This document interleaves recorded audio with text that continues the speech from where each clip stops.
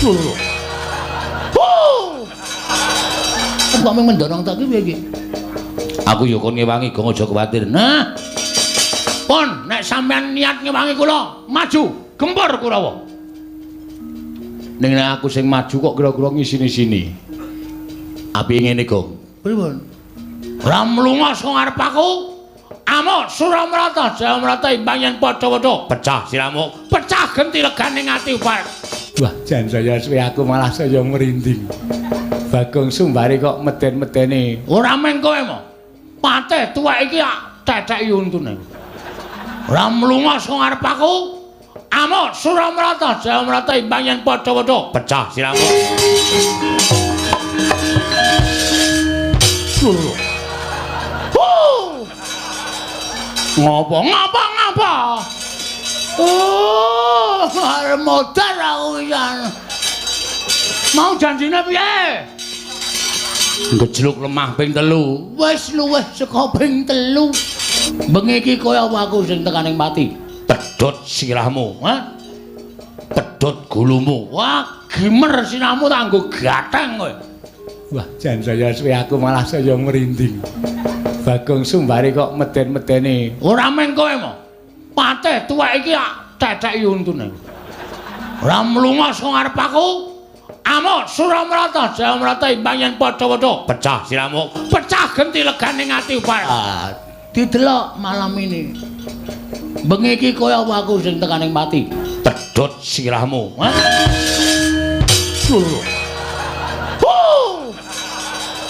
Ngapa? Oh, arep modar aku yan. Oke. Ha iki sing arep kok mendorong tak ki piye iki? Aku ya kon ngewangi go aja kuwatir. Nah, aku tau tate tok omong. Dek cilik biyen ning aku ora kelingan. Ning kowe tau tate momong aku, Gareng ya momong aku, Petruk ya momong aku. Semono uga aku, Bagong. Aku kelingan jaman dijedi ning Kawah Condro Dimuka. Biyen aku capet-capet ketok ana Panakawan sing nunggu aku ning pinggiring kawah. Aku, tak piye iki? Aku yo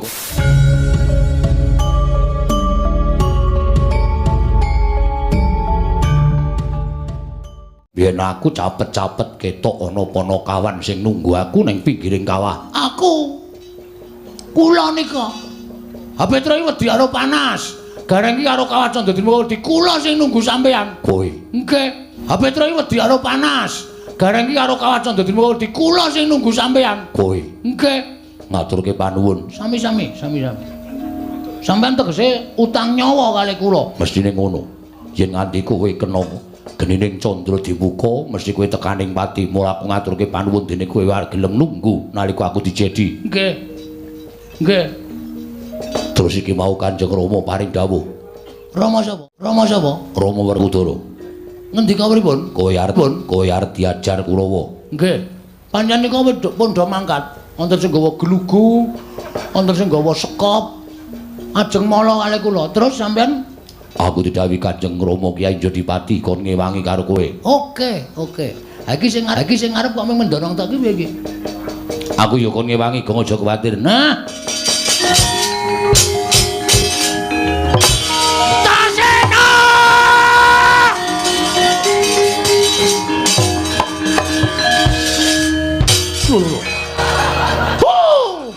Mau janjine piye?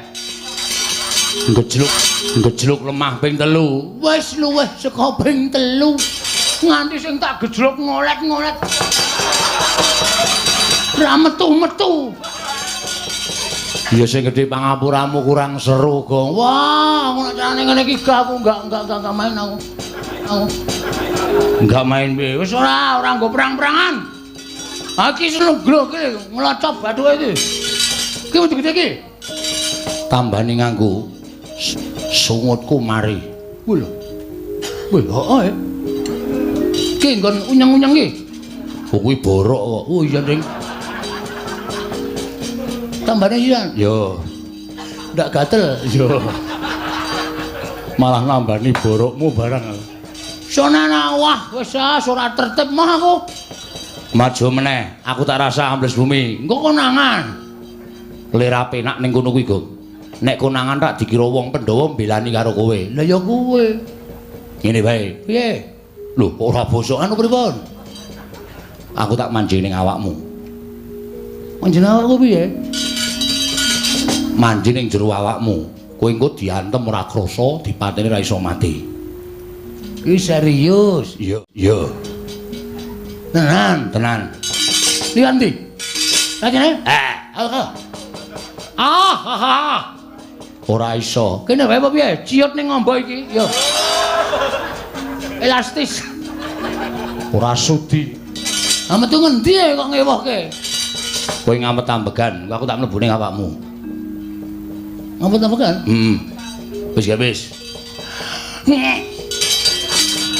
Nek aku mlebu ning awakmu kowe dikapak-apake ora apa-apa.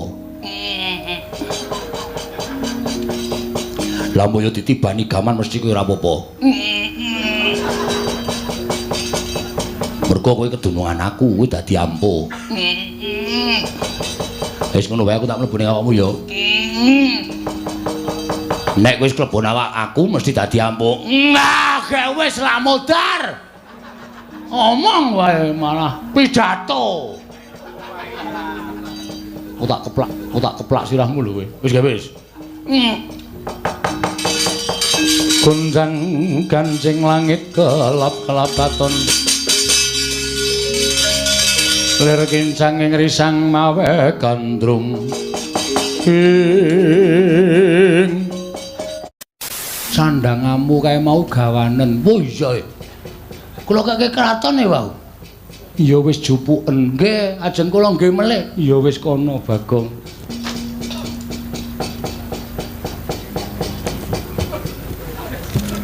Rama Kyai, mbuh. Dimas Antasena, ketak ndasmu. Ora dakoni tenan aku. Ora masalah. Sing penting kowe iso gimer sirahe gareng. Sik diancam kok kakane. Nyuwun pamit, sinuwun. Sing ati-ati aja kaya bocah cilik. Nggih, nyuwun pamit nggih. Iya.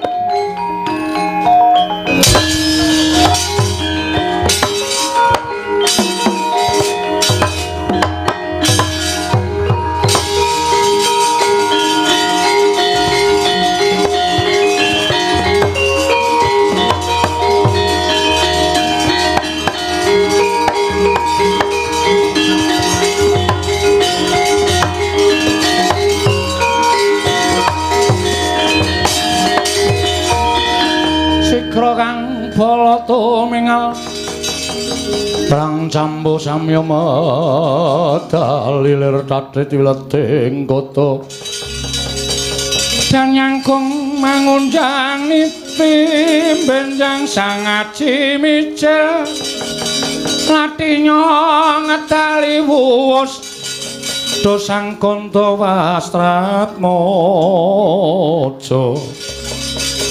long lalu mangulati surya mangrang sang wayah Bumya sang Waryanto. Rama Kyai. Ingkang putra ing pringgondanipun Gatotkaca Cemadung dawuh. Rama Kyai ingkang putra ing jangkarepipun Antareja Cemadung dawuh. Ana dawuhmu apa, Pak? Ngawe karo anak-anak Pandhawa. Wah, Gatot. Antareja Antasena. Salungane pamanmu saka negara Ngamarta werna-werna lelakon ingkang tumanduk marang praja Ngamarta. Eyangmu Sukalima nyuwun ngampil pusaka katelune dumadakan babak anglayoni jujul hanusuli. Sowane Bagong jari kandha yen to Semar nandhang loro. Bisane waluya nirmala temajati kudu ditambani nganggo pusaka ngamarta katelune pisan. Mula ora aneh yen to ndadekke pasulayan antaraning eyangmu ing Sukalima kelawan Bagong. Nanging gandeng elingi dawuh barep kakangku aku supaya dawuh karo anak-anakku. Ngayomi karo Panakawan Bagong wis momong karo wong tuamu Pandhawa. Wiwit Pandhawa isih kuncung nganti gelung, wiwit Pandhawa isih jabang nganti claprang. Mula golek ana Bagong menyang endi? Yen pancen Durna bapakku nggunakake Kurawa kinarya srana milara karo Panakawan Bagong. Kaya aja nganti wegah. Bagong belanono Kurawa Durna mengko bakal ana pangendika saka mbarep kakangku Gatotkaca Antarja lan Antasena. Gonjang kanjeng langit kelap-lap ton lirkincanging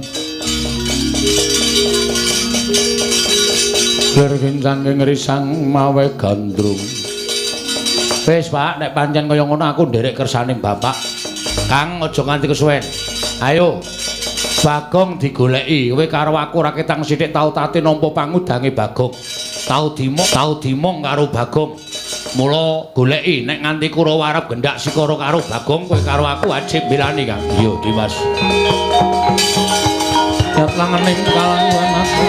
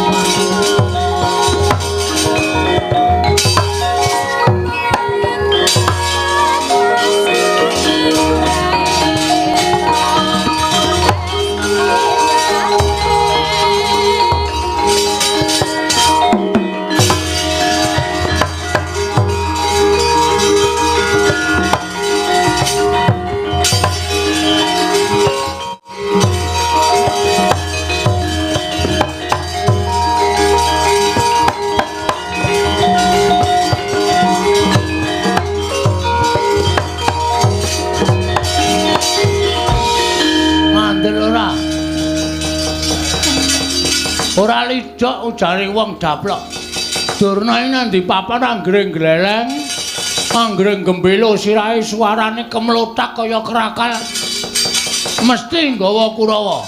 Nek ora nggawa Kurawa, Durna iki wonge ora tau wani swara atos nyuwara sing rapenak. Kurawa dampyak-dampyak goleki aku. Aku ki pinter ndelik wong aku iki copet kok. Dadi bingung Urataya, kebingungan goleki aku. Ning suwe mesti kecekel iki. Ndara Werkudara tak suwuni pambiyantu Den Kang Putra kon belani kula nggih. Ha kok bubar pasewakan kok Werkudarane ra ngetok pancen wedhus tenan. Piyayi nek ora iso digugu. Seprene kok ora ana kemliure Ndara Antasena Ndara Gatotkaca. Nek aku nandingi Kurawa ijen yakin mesti kalah. Wong Kurawa ki wong licik. Kurawa ki wong akal ukile wis ketok. Mesti nek mungsuh ijen-ijen kalah karo aku terus ngeroyo, wanine ngeroyo. Lah nek dikeroyok ya kalah. Nek ora aku cekak-ceket goleki Ndara Antasena Ndara Gatotkaca, Ndara Antarja takon belani aku selak kecekel Kurawa modar. Nek ora goleki Ndara pun suwe. Ayo sawetara. Kok ora dehem ora watuk. Ora lara kon watuk. Pun ngertos lek kula omong. Wis. Terus keputusane? Keputusan sapa? Keputusan sampean bilani kula mboten? Gong. Non. Aku kuwi tau tate tok udan. Nggih. Aku tau tate tok mong. Dek cilik biyen ning aku ora kelingan. Ning kowe tau tate momong aku, Gareng ya momong aku, Petruk ya momong aku. Semono uga aku Bagong. Aku kelingan jaman dijedi ning Kawah Candra Dimuka. Biyen aku capet-capet ketok ana Ponokawan sing nunggu aku ning pinggiring kawah. Aku. Kula nika. HP Troy wedi karo panas. Gareng iki karo Kawah Candadima wedi kula sing nunggu sampean. Kowe. Nggih. Ngaturke panuwun. Sami-sami. Sampeyan tegese utang nyawa kali kula. Mestine ngono. Yen nganti kowe kena genining candra dibuka, mesti kowe tekaning pati. Mula aku ngaturke panuwun dene kowe arep gelem nunggu nalika aku dijedi. Nggih. Terus iki mau Kanjeng Rama paring dawuh. Rama sapa? Rama Werkudara. Ngendika pripun? Kowe arep diajar Kurawa. Nggih. Panjenengan wedok pondha mangkat. Wonten sing gawa glugu, wonten sing gawa sekop. Ajeng mala kali kula. Terus sampean aku didhawuhi Kanjeng Rama Kyai Jodipati kon ngewangi karo kowe. Oke. Ha iki sing arep kok mendorong tak piye iki? Aku ya kon ngewangi gong aja kuwatir. Nah. Pon, nek sampean niat ngewangi kula, maju, gempur Kurawa. Ning nek aku sing maju kok kira-kira ngisini-sini. Apike ngene, Gong? Pripun? Aku ngewangi ning kowe maju wong methoke Kurawa. Yo gelut wae yo. Kowe karo aku senggel. Lho. Kok malah nesu? Nesu. Wong ngewangi kok malah kula kon maju. Kowe nek lolo tak tambani, nek mati tak uripke. Aja kuwatir. Mangkato. Yakin? Yakin. Serius? Iya. Nganggo apa le nambani? Banyu sunget kuwi iki. Ki nek diperes metu banyune. Nek nggo nambani wong loro iso mari, nggo nguripke wong mati sing durung winanci iso kelakon. Wah, kene ndek kutil lampu, kutil dengkulmu plocot kuwi. Iki pusaka padhake kutil ora. Kula tak maju, aku sing tansah memanuki lakumu aja kuwatir. Nek ming Kurawa ora bakal menang karo kowe. Yen kowe tak tambani, kowe tak uripke. Kowe diantem ngrasake lara, nek lara babak metu gedhe tak tambani langsung mari. Mbok sampean buka apotek mawon. Hus. Kok malah kon buka apotek ora? Aku entuk tamba mujarab kaya ngono kok.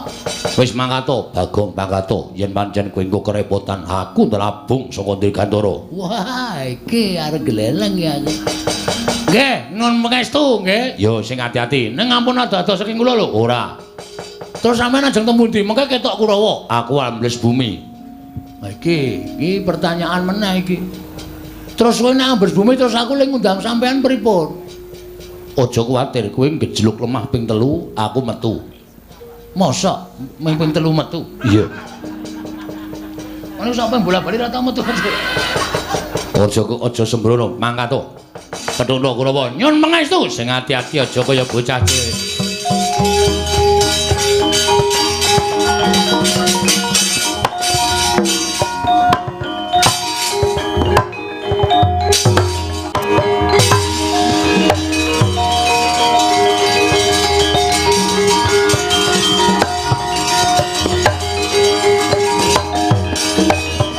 Rido mangawur-awur wurahan tengarane ngajurit gong maguru gongso tetek kaya butula.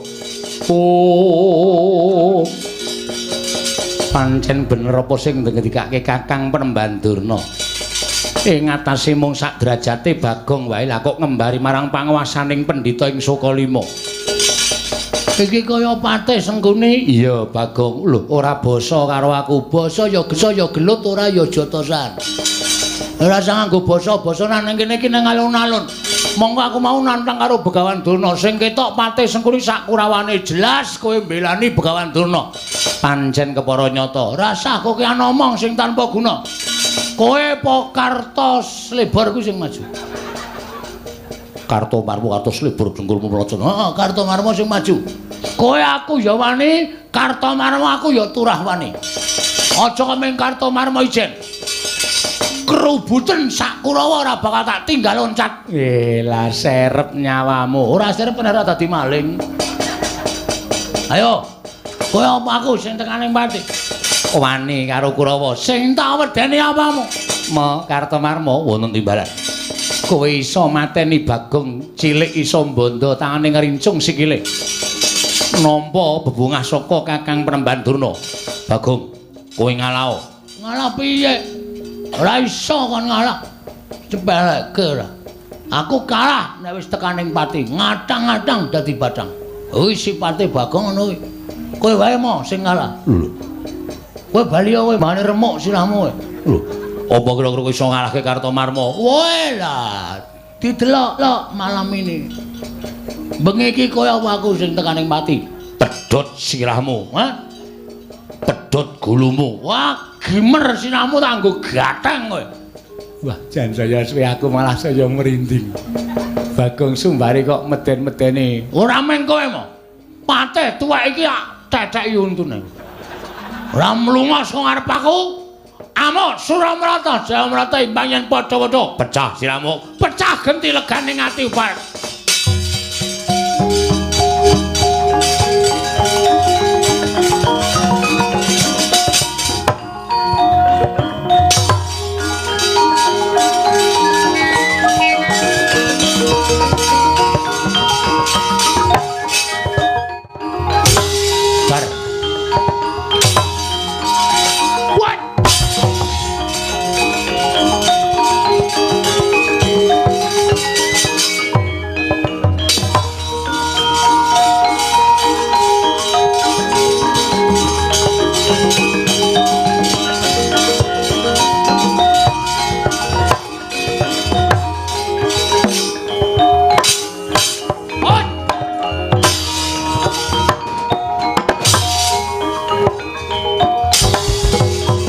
Semah tak petokke.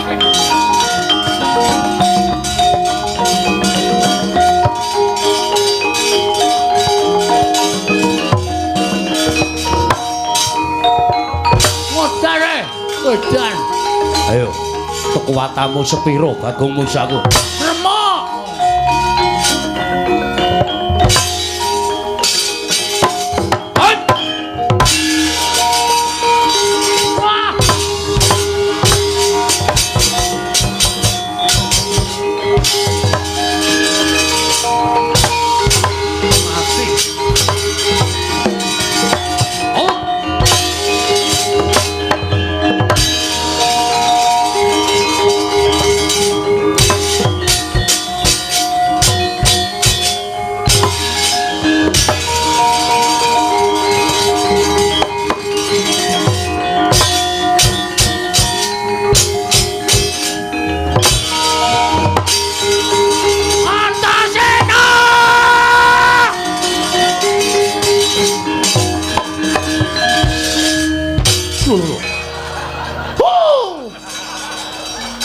Ngapa?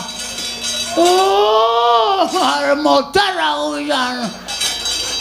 Mau janjine piye? Gejluk lemah ping 3. Wis luwih saka ping 3. Nganti sing tak gejluk ngolet-ngolet. Ra metu-metu. Ya sing gedhe pangapuramu kurang seru, Gong. Wah, ngono carane ngene iki aku enggak main aku. Enggak main piye? Wis ora nggo perang-perangan. Ha iki senegro iki nglocop bathuke iki. Ki wis gede iki. Tambani nganggo sungutku mari. Lho. Wih, heeh. Ki nggon unyeng-unyeng iki. Oh kuwi borok kok. Oh iya, Ding. Tambane iya. Yo. Oh. Ndak gatel. Yo. Malah nambani borokmu barang. Sonana wah wis ora tertib mah aku. Maju meneh, aku tak rasa ambles bumi. Engko konangan. Lera penak ning kono kuwi, Gong. Nek konangan rak dikira wong Pandhawa mbelani karo kowe. Lah ya kowe. Ngene bae. Piye? Lho, ora bosokan pripun? Aku tak manjing ning awakmu. Manjing awakku piye? Manjing ning jero awakmu. Kowe engko diantem ora krasa, dipateni ra iso mati. Iki serius? Iya. Tenan. Lihat ndi? Lajene? Ora iso. Kene wae apa piye? Ciut ning ngombo iki. Yo. Elastis. Ora sudi. Lah metu ngendi kok ngewohke? Kowe ngamet ambegan, aku tak mlebu ning awakmu. Ngamet ambegan? Wis ya wis. Nek aku mlebu ning awakmu kowe dikapak-kapakke ora apa-apa. Lah mbok yo ditibani gaman mesti kowe ora apa-apa. Mergo kowe kedunungan aku, kowe dadi ampuh. Wis ngono wae aku tak mlebune awakmu ya. Nek wis klebon awak aku mesti dadi ampuh. Gak wis ra modar. Omong wae malah pidato. Aku tak keplak sirahmu lho kowe. Wis gak wis. Gunjang kancing langit kelap-kelapaton. Lir kincang ing risang mawe gandrung. Kono wis. Sampe teng ngendi? Aku wis nang awakmu. Lho, kok ora mbrenjol ya? Ora. Mergo iki sukma. Walah, gleleng iki. Kowe diantem ora apa-apa, dipateni ra iso mati, mergo saka dayaku. Terus kowe iso napa meneh? Iso ngilang mboten? Ora iso. Mbok gawe iso ngilang. Benar nyolong kowe. Saidan ora. Ambles bumi ya iso, mabur ya iso. Weh, lah kok sampean nek dadi wong biasa ora iso mabur? Mergo aku ora dikeparengake mabur. Nek aku sing duwe kekuatan iso mabur. Wo. Nek ambles bumi ngampet-ambegan niat ingsun ambles bumi, terus sirahmu tatapno aspal ngarep kuwi. Ki anggere engko ora aku gejegluk tak jak senggel. Iya. Ngampet-ambegan. Weh. Ora sida. Weh, engko nek ra nyata mlenthung dase. Nyata-nyata gawe wis. Niat ingsun ambles bumi. Metu ngolah. Nek mabur sirahe gedruk ping 3 niat ingsun mabur. Mbok sing apik omongane. Ya anu sikil. Wah, Antasena iki arep nyilakake sirah kok kon gedruk ping 3. Ayo mumet mabur tenan kon melayang. Sikil gedruk ping 3 niat ingsun mumet. Niat ingsun mabur. Kowe aja tiru aku to, Antasena.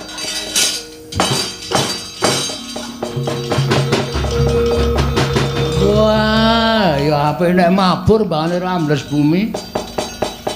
Wah, iso weruh ngendi-endi. Wedian ini ra golek kamar mandi ra ono gendenge. Rugi iki. Lah, iki. Kamar mandi kok rung kirakeki gendeng. Oh, tuwa ra sida. Ting klinthing kabeh wis. Ra motok. Wis. Nek medun, ayo wis medun ngono wae. Ki arep gleleng iki. Wis nantang. Suramarta, Jayawata, ayo kartos lebar. Iki Bagong Sayar digdaya kliwat tukur. Mungsu aku iso menang meguru karo kowe 20 taun legane ngatiku barak.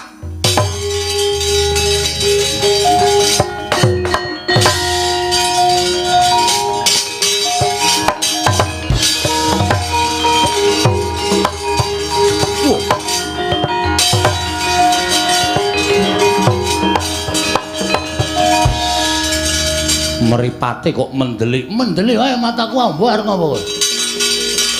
Sajake mentas meguru anyar, ora memper meguru kok ming sedilit. Ning matek aji jaya kawijayan. Ayo, kowe iso gawe aku semaput gedene aku tok anteng glecak meguru karo kowe 20 taun. Pecah siramu nyah.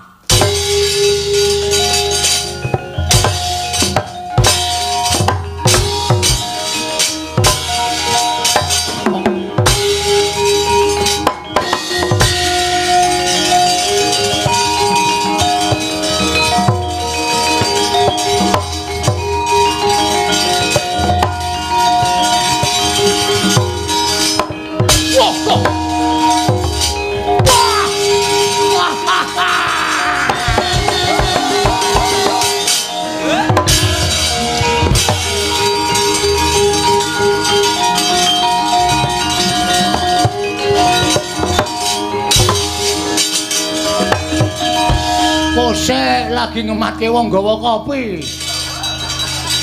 Urung-urung nyekel tumbak ora. Ayo pecah siramu kowe nya tumban. Nya tumban. Tumbak iso mbolong ndasku. Aku meguru arep 1 taun. Nya wis. Mati tenan kowe Bagong. Hah? Mati tenan. Engko tak jas. Mangger entek baterai colokan listrik murup menah guys. Aja edan, ora edan serius iki. Pecah siramu nya. Piye iki ora muni gamelan. Ngopo dagdug. Pecah siramu. Kualik Ding. Pecah siramu nya. Ah ngono. Hot. Hot. Wah. Oh, mati ya. Wah. Waduh.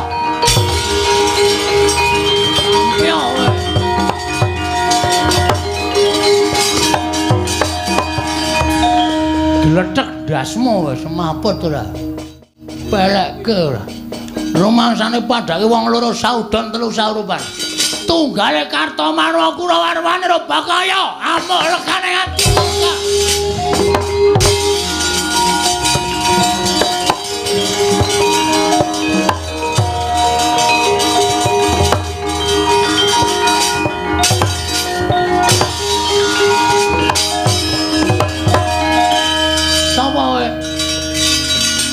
Arku Karto Denda. Wah, ora tau mbayar per bulan kowe. Ora tau mbayar didenda terus. Peranganing para Sata Kurawa, Karto Denda dasar Purnyata. Karto Marma kalah karo kowe. Karto Denda durung karuan. Kowe arep ngopo kowe? Ngajar kowe. Kowe nek aku kene iki kira-kira kowe gila ora? Lho, dimati lho. Lho. Kok mblesek awake? Ora mung awake tok. Aku nang bleseke sak ndase. Ora percaya kowe? Lho, mati aku. Apa mau kapane?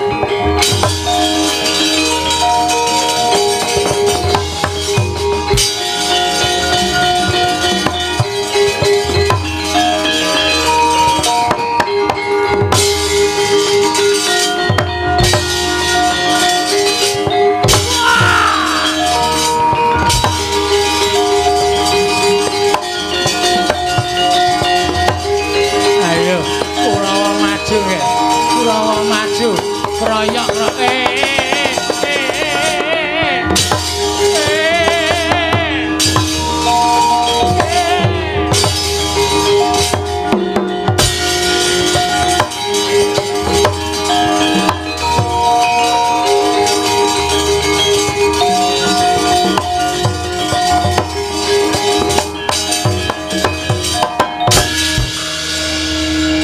gonjang kanjeng pamit kelapa katon lir kincanging aduh mawe gandrung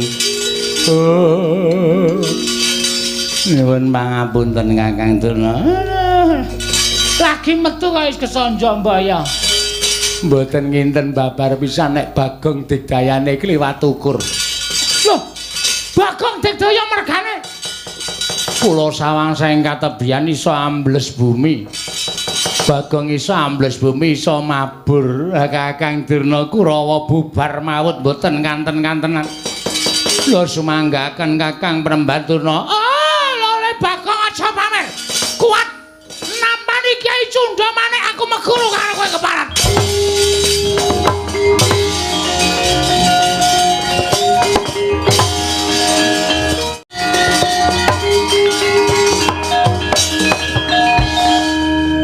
Gus, piye?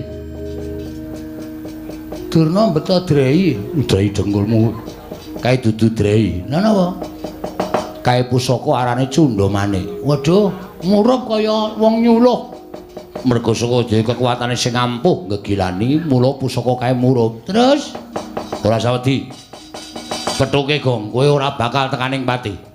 Engko nek mati ora sawedi. Tandang ngono, aku sing bakal namengi saka jero awakmu. Nggih, ayo nggawa pusaka Suntana Aku ora wedi legane atiku, Mas.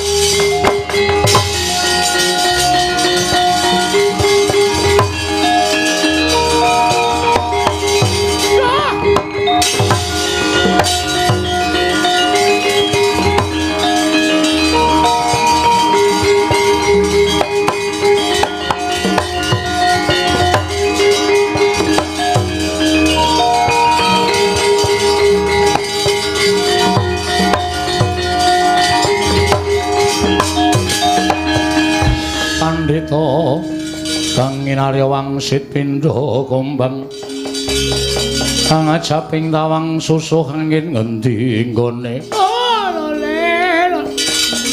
entos malu gembol manyar-manyar duk ning dungkul wana dadi alas-alas dadi wana saya gembelo siramu saya gleleng pacakmu keparat ing atase wujude Bagong wae kok ngorak-arik para sata kula wis kasan bubar sar-saran ora karu-karuan. Ayo, nek pancen kowe digdaya tandhana Kyai Cundamane. Kowe sing wong jireh Penemban Durna. Durung babak kulitmu, durung putung baluhmu. Kowe wis nggawa pusaka Kyai Cundamane. Ayo, nek pancen pusakamu iki digdaya tamakna dadane Bagong. Loh, kowe wani nambani Kyai Cundamane? Ora wani sebab apa? Pusaka ampuh karo ora gumantung kowe. Ning gumantung kelakuane sing duwe pusaka. Nek kelakuane sing duwe pusaka kuwi elek, tumindake angkara budi candala, pusaka sing ampuh ora bakal ana dayane apa-apa. Ora percaya? Bisa dibuktikan. Silakan. Lho kuwi nyatane kaya ngono. Kabeh-kabeh kuwi mung gumantung ana kersane sing gawe urip. Ampuhing pusaka, ampuhing menungsa. Malati papan panggonan ki mung gumantung karo sing gawe urip. Hah? Wis tau ngerti critane Nabi Musa? Loh.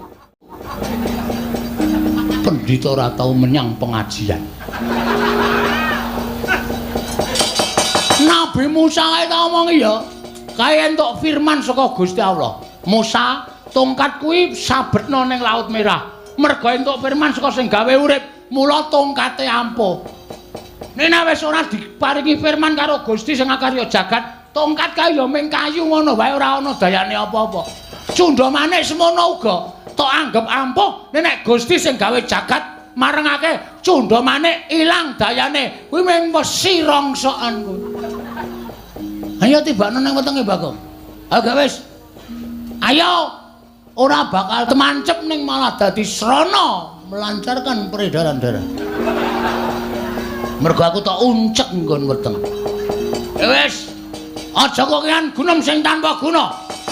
Dijajal apa piye? Oh, lakon mati dening aku. Wah, Durna bapakku, Bagong.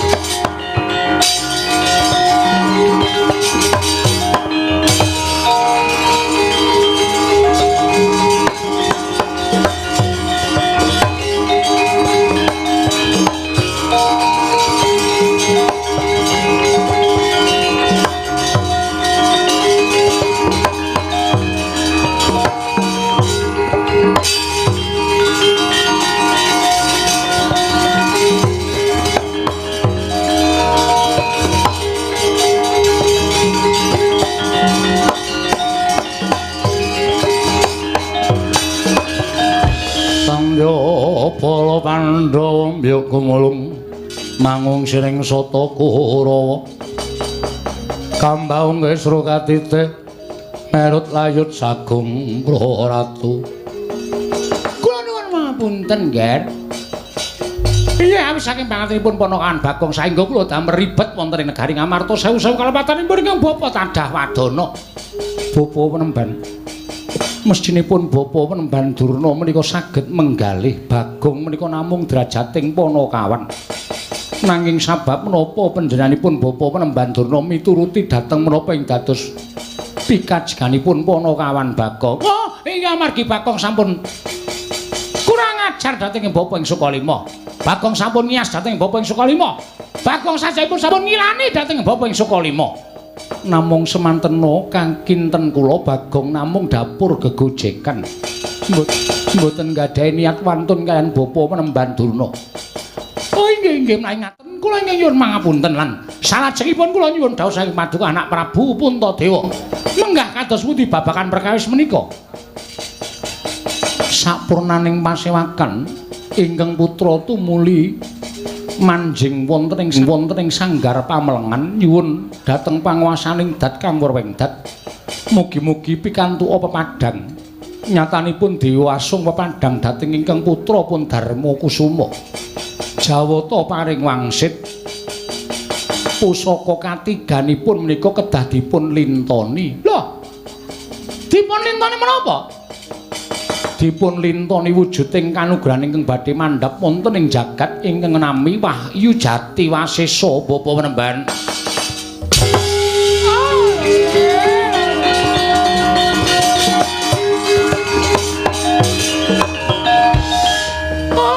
Gandhak bleguduk soal gembol swara nganti awela. Dipun lintoni wujuding Wahyu Jati Wasesa kasinggihan mekaten. Menawi Bapa saged ngaturaken inggih menika wujudipun Kajeng Jati Wasesa tuwin Sekaring Jati Wasesa. Kula badhe ngaturaken wujudipun tumbak Karawelang payung tunggul naga miwah pustaka Jamus Hyang Jimat kelima sada. Wujudipun Sekar Jati Wasesa lan Kajeng Jati Wasesa. Kula aturaken Paduka badhe maringaken pusaka tetiga inggih kasinggihan mekaten. Nyuwun pamit nggih kula ke Bapa badhe ngupati wonten pundi durungipun.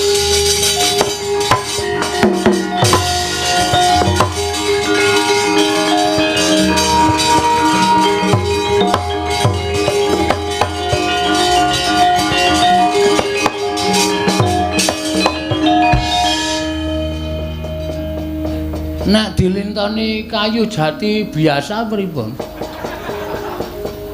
Bagong, Nun. Kowe tak kandhani ya Bagong. Nggih, ratu kuwi ora kena mban cindhe, mban siladen. Mban cindil, mban cindhe. Mban siladen tegese ora kena bedak-bedake. Nggih. Kowe balya neng Karang Kadempel. Mekaten sinuwun. Iya Bagong. Matura karo bapakmu mesti wis tanggap. Oh nggih, ngestakaken dawuh. Nyuwun pamit nggih. Ndara Kudara, sing ati-ati aja kaya bocah cilik. Sampeyan ora ngerti kekuatan kula to? Winti kekuatan apa? Mungsa Kurawa menang. Wah, aku ya weruh. Gumun aku ing atase Bagong kok kekuatane ngedapi-dapi. Aula saniki Bagong modern. Iso ambles bumi, iso mabur. Oh iya. Nggih. Kaya ngopo? Mangmatke nek mboten pitados.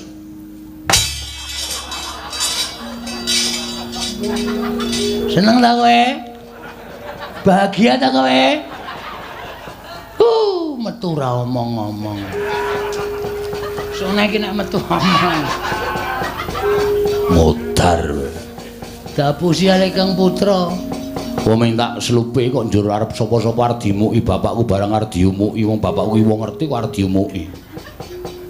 Mbok menawa kok wis Bagong Baliya sandangamu kae mau gawanen. Oh iya. Kula kake kraton e wau. Iya wis jupuken. Nggih, ajeng kula nggih melih. Ya wis kono Bagong.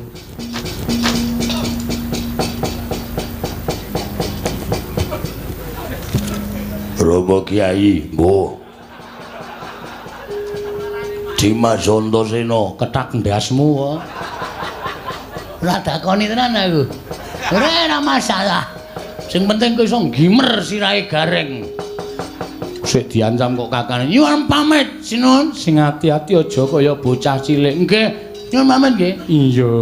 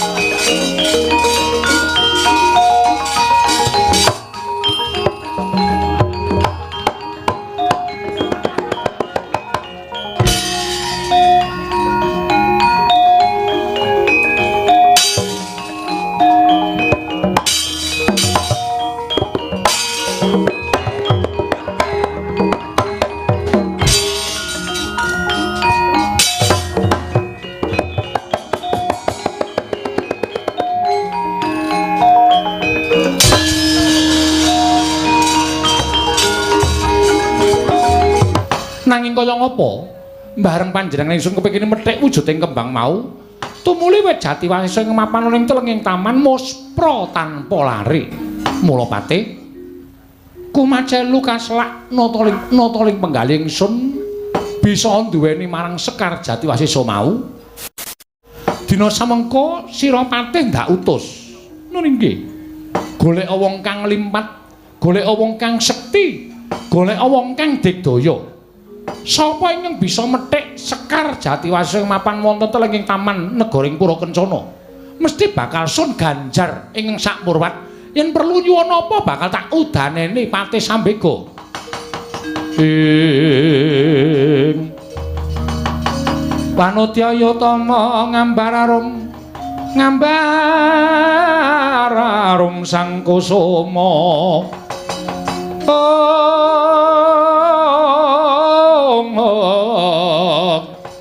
Gembrang-gembrang yen ngandika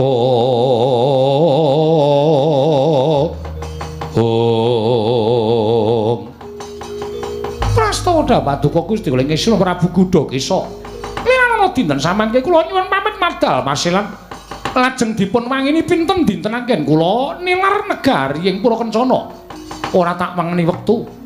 Nanging tak keparengake sak prayogane nggo meninggal projeng Pura Kencana. Nganti entuk wong kang limpat panggraitane, lantep panggraitane sarta sekti kalintang jayaning perang. Supaya bisa methik Sekar Jati Wasisa ngemapan ana ing telenging taman Pura Kencana. Nok-nok ngestaken dawuh. Nanging ati nyuwun pamit nambeng mengstu sing ati-ati aja kaya bocah cilik Patih Sambega. Niki ngestaken dawuh kula nyuwun pamit.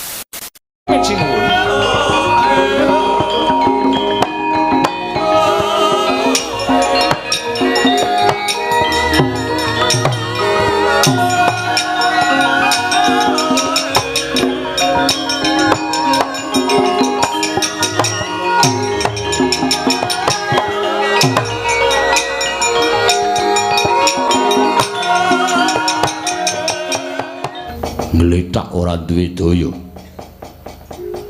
Kok sing nunggu mung gareng. Shift malem. Lho. Kuwi apa tegese? Tunggu anu gentenan iki. Anu Petro karo Bagong ndereke Ndara Abimanyu. Lho, Abimanyu menyang endi? Ngupaya Sekar Jati Wasisa. Dan dinggo ijol ngene bapak kepengin golek tamba wujuding pusaka negara Ngamarta 3 cacahe. Nggih iki mengkari ngenteni bejo-bejan kemawon, ora bejo ora jajan. Bejo-bejan nek bejo Ndara Abimanyu iso tekan Karangkedepel ngasta kembang Jati Wasisa, nek mboten ya wis. Kula kalih sampeyan kelangan bapak Ndara.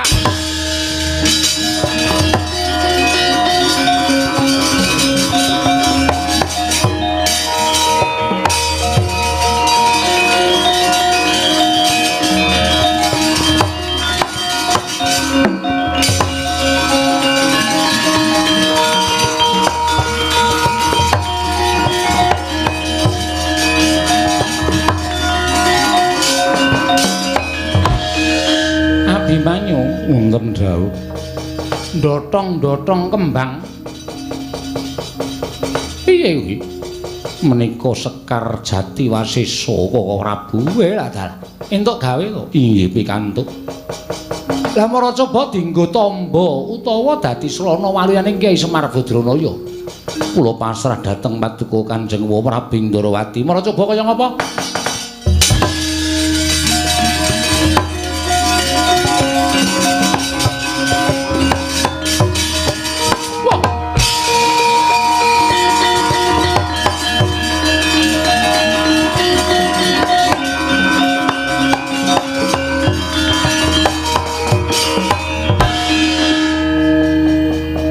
Sekar tak ungkulake Kakang Semar lah kok ilang manjing anggane Kakang Nayantaka. Nanging Kakang Semar kok durung waluya nirmala temah jati dadi temah mulya. Weh lah dalah. Iki piye Petro? Pun ora iso gagas. Bapak ora mari, Gong. Mbok takon ana njaluk nang ngisor Semboja. Ana ngisor apa jenenge kluweh. Aku ya Mbah iki.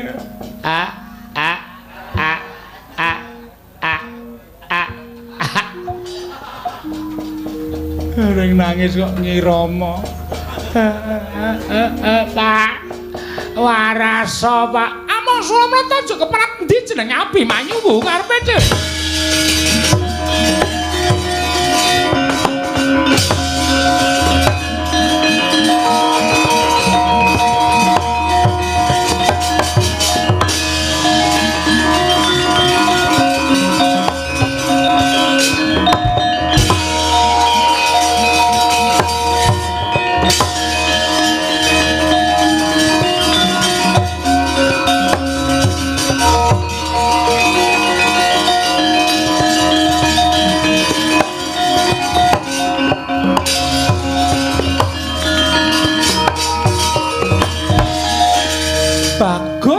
Bagus ning jebul batu-batu, kowe licik, kowe maling keparat kowe.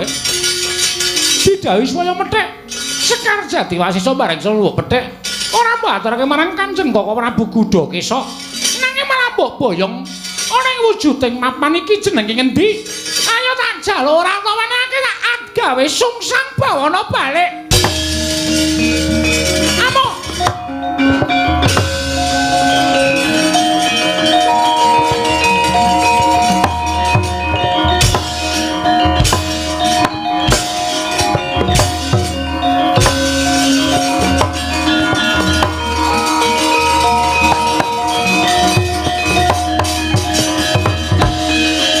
Sapa iki Gagah Pideksa? Kowe sapa ngaku? Werkudara. Werkudara, Wong tuane Abimanyu. Ora iso nggulawentah karo anakmu. Bagus ning lha kok sipate licik. Ing atas anakmu kuwi bagus nanging ora diwulang karo gerangane. Wani nyolong Sekar Jati wis ora dibalekke tak gawe sungsang bawana balik. Amuk.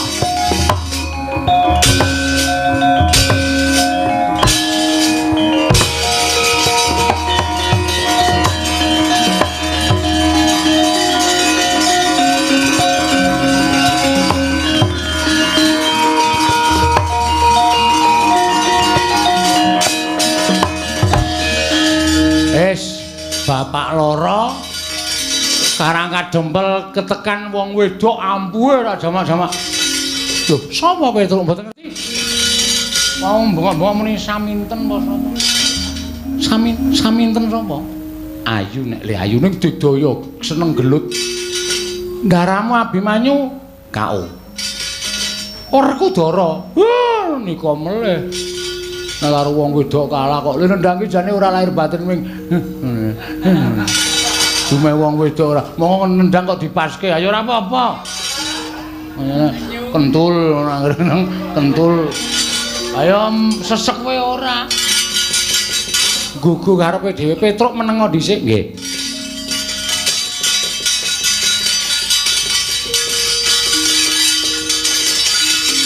Kanjeng Prabu ora caturan. Kuwi yo ngopo to gong wis ora anu kok dadak salin barang arep musuh apa wedoke. Wani po, sing tak wedeni apamu? Iki kata dian kanton kanca. Kata. Kuwi le nyewa sandangan endi kuwi? Wong cukup kok sak karepku. Gayamu. Wong cukupe kok sak karepku wis kono ora sawerna-werna. Aku tak nonton Kaca Paesan. Weh, aku mbok melu nonton. Kaca Paesan ki pusaka arep ditonton bareng-bareng. Apa dadi presani, Ndara?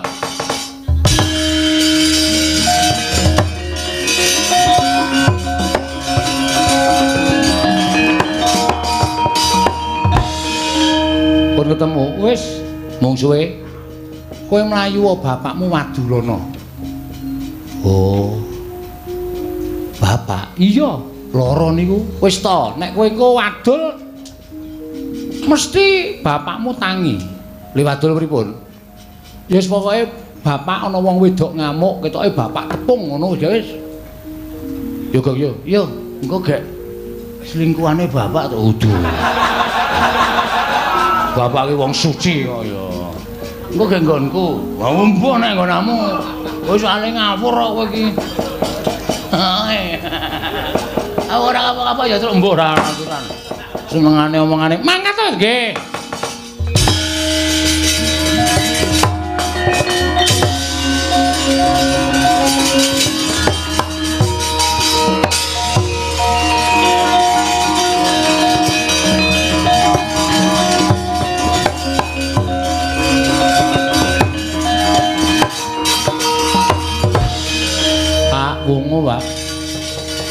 Wungu, Pak. Enten wong wedok ngamuk. Ngendikane Sinuwun Kresna, Bapak tepang, Bapak tepung, wonge ngamuk ora ana sing iso menang. Nek Bapak mboten wungu warang kadempel ajeng diobong, Pak. Mang wungu.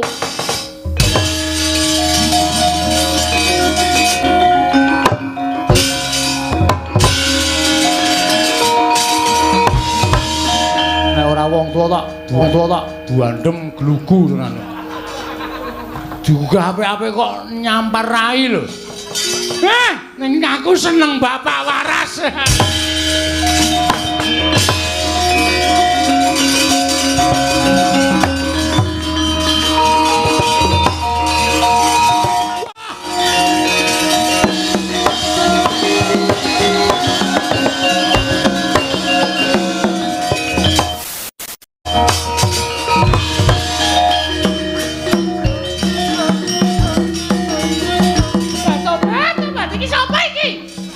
Gilani, ana wong kok kaya bulus. Arep bulus ning aku cinta padamu. Arep bulus ning aku cinta padamu. Tobat iki sapa lho iki sapa? Ah kowe iki. Mbuh tresnaku karo kowe kok nganti kaya ngene. Aku tok tinggal lunga lah kok dadi aku nganti lara to Kanastren. Kowe aja ninggal aku Kanastren.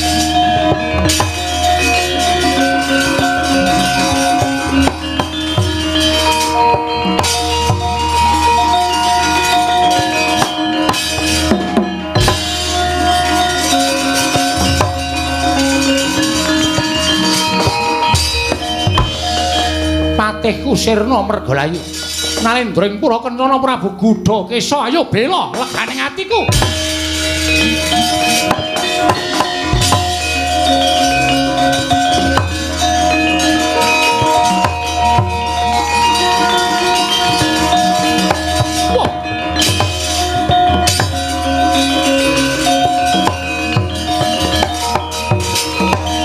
Ridung ngawur-awur-urahan tengarane ngajurit gong maguru gongso. Nalendra ireng cemani sapa? Lho. Kowe rung tau tepung karo aku to? Aku rung tau tepung karo kowe. Kowe sapa? Nalendring Pura Kencana Prabu Gudha Kesa. Kok ngamuk ning Karang Kadempel? Patihku sirna Mergalayu. Lah iya, kowe iki kok golek patih kok wong wedok ki apa kurang wong lanang? Apa pancen dumpeh kowe iki lelanging jagat lan curing bawana? Kowe kuwi dikondhangake wenang garwa widodari kurang sekethi kurang sewiji. Terus golek kanca kok kanca wong wadon ki apa wong lanang ora ana to Janaka? Kok le kebangetan banget to kowe.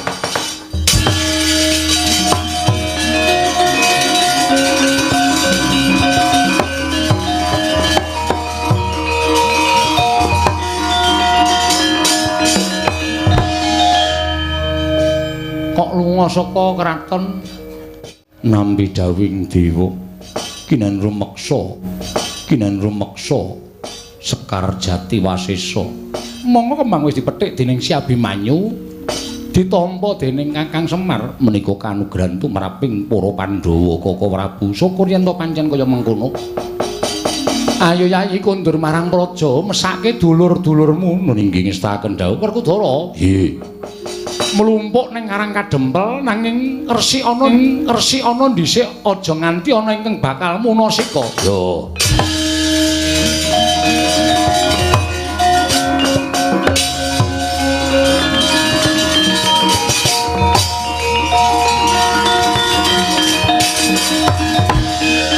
Werkudara. Sekar Jati Wisesa. Piye? Aku ora iso nemokake nek aku njaluk pusaka telu. Sing iso nemokke Semar.